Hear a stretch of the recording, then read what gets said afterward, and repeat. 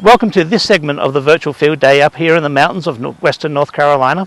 My name's Darren Touchell and I'm a research scholar at NC State Department of Horticulture, and I've been working with Dr. Tom Rainey up here in the mountains breeding bioenergy crops for quite some time now. We've been working on some bioenergy crops for some time now, and we've been working with a group of plants that fall into a complex called the sugarcane complex, or the saccharum family. This includes a variety of plants and grasses, including the sugar canes that are growing in more warm climates. Up here in the more temperate regions, the gold standard for bioenergy crops would be miscanthus, which falls into this category. We've been working as well with some of the other genera within this, and this is what we have here. This is called Tripidium. Tripidium has also been known in the past as Erianthus or saccharum. So we call these cold hardy sugar canes. There is several genera, or several species I should say, of cold hardy sugar canes, and some of them have different qualities. So one of these is Tripidium ravenna, which has been used as an ornamental throughout the country. Tripidium ravenna is a very cold hardy plant, can grow right up into the Great Lakes, but it doesn't have a great biomass. Another one is Tripidium arundinaceum. Tripidium arundinaceum is a very, very large plant but has limited cold hardiness. So around about 10 years ago we developed a hybrid between these two, and then what we did is we selfed that hybrid to create a population, what we call an F2 population, and that population was able to segregate out for big plants that are cold hardy. And we took it another generation to develop a third generation of plants, and we made these selections over a period of years. And what we see here is the selections that we made. We have 18 selections that we've made here. We're now using a variety test to test how these respond to both biomass as well as cold hardiness.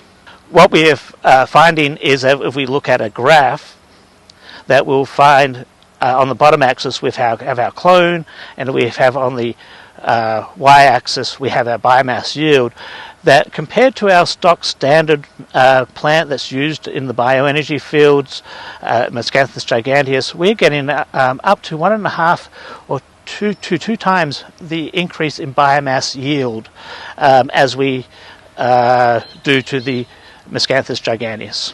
Unlike Miscanthus giganteus, which is a triploid and is sterile and has limited ability of becoming weedy, these plants are what we call tetraploids. They have 4 sets of chromosomes and they produce abundance of seed. Now, through traditional breeding techniques, we were unable to develop triploid forms that were sterile. So we obtained a grant from the Bioenergy Research Initiative, and were able to hire a student to come along to help us with this project.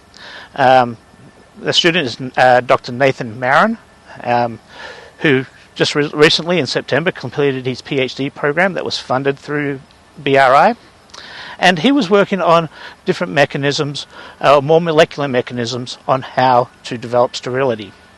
So Nathan took a integrated approach into developing these grasses to develop sterile forms of these with high biomass. He used conventional breeding techniques, following on and continuing with our work, as well as what we call omics, and that is the genomics, looking at the genomics of these plants, as well as biotechnology.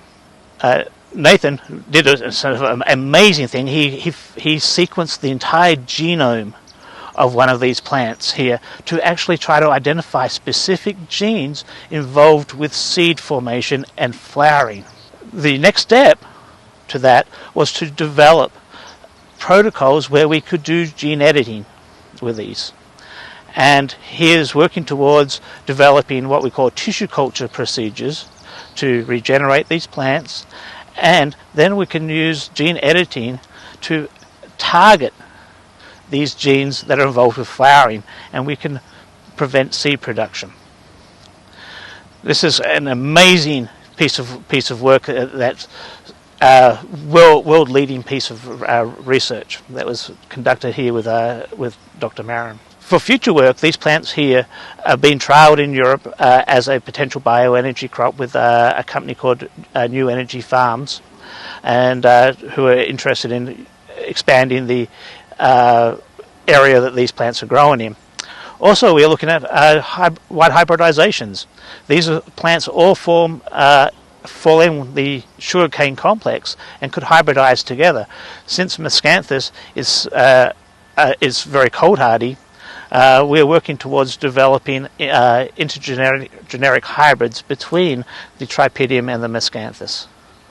Well, I would like to thank you for listening to me today. I also want to thank everybody that's worked on this project, from the Mountain Horticultural Research Station and MCI Lab, and for the people who sponsored the Bioenergy Research Initiative have been a big part into making this project work for us. So thank you for listening to us today.